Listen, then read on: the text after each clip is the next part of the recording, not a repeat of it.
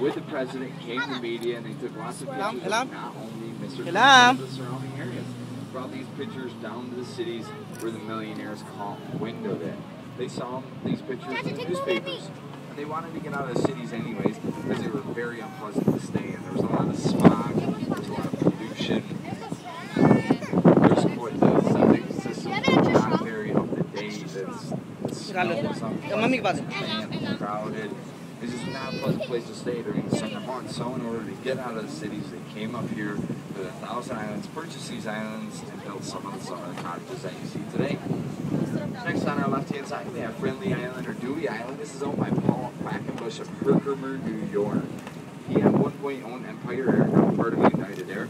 His great-grandfather, though, a little bit more well-known. He was a modern-day inventor. He brings us the double-hinged nutcracker, the extension ladder. He had a patent for an air rifle. He took this patent and he sold it to the Daisy Corporation. They still make it today. It's known as the Daisy Red Ryder BB gun, and it was made famous in a movie known as A Christmas Story. Next on our left-hand side, you've got this large white anchor sitting on St. Elmo's Island. St. Elmo's and patron saint of all sailors. The large white anchor is used to commemorate all the men and women who served lives along the St. Lawrence River.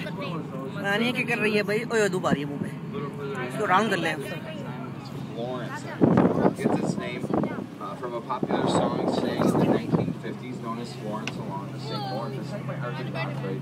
He was a radio personality, helped popularize the area after a couple world wars and a Great Depression, and due to that fact, the Alex Bay Chamber of Commerce donated this island to Mr. Godfrey. Now coming up is the highlight of any tour in the Thousand Islands, the $2.5 million never finished, never stayed. Now George Bolton, United States is a Russian immigrant. He was only 12 years old. He was very poor actually. He had to work on the steamship that brought him across the Atlantic Ocean. He came all alone. None of his family came with him, and he spoke very little English, but as you can see, he persevered. As a youth, he worked in the Philadelphia Clover Club where the general manager, William Kayer, took quite a bit of liking to him. He taught him a lot of tricks of the trade, how to run hotels and restaurants. But he moved on, decided his hand at a chicken farm out west in Texas. He failed miserably, came back to Philadelphia, and began working at the Bellevue Hotel. It was at that point that his old general manager's daughter, Louise Kayer, would take quite a bit of liking to him. She became Louise Bolt, and he ended up marrying her. And for his queen, he was building this castle.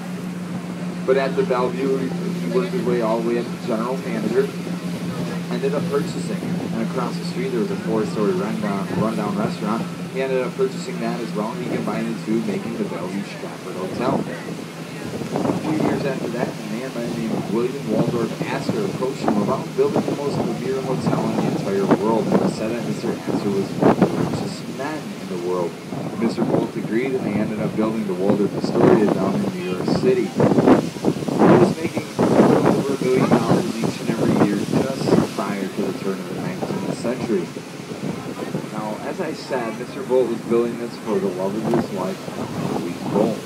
But what a lot of people don't know is he actually had another love in his life that people don't do a lot. You're going to see a small little brown cottage. This was built for the other love in his life. That other love was his mother-in-law. Since he was a conic sleepwalker, all the doors lead directly to water. Currently owned by the Renaissance family in New York. Our first structure on Rhode Island, that archway is a miniature replica of the Arch of Triomphe from Paris, France. It's known as the Arch of Honor, where guests would have been met and brought up to the castle. This next structure, the altar tower or children's playhouse, is the only structure on the island that was finished, furnished, and stayed in by the Bolt family. Stayed there during the summer months during the building of the castle. Has a 2 main bowling alley as well as a small drama theater in it. Actors and actresses would come up from New York City in order to perform on this small theater. You'll see the gazebo there. Housed over 100 weddings each and every summer. It looks like they're getting ready for one right now. Then you'll see the castle. Rises 6 stories with 122 rooms, 55 fireplaces, 365 windows, one for each day of the year. Mr. Bolt spent a lot of time in Europe when his wife was sick.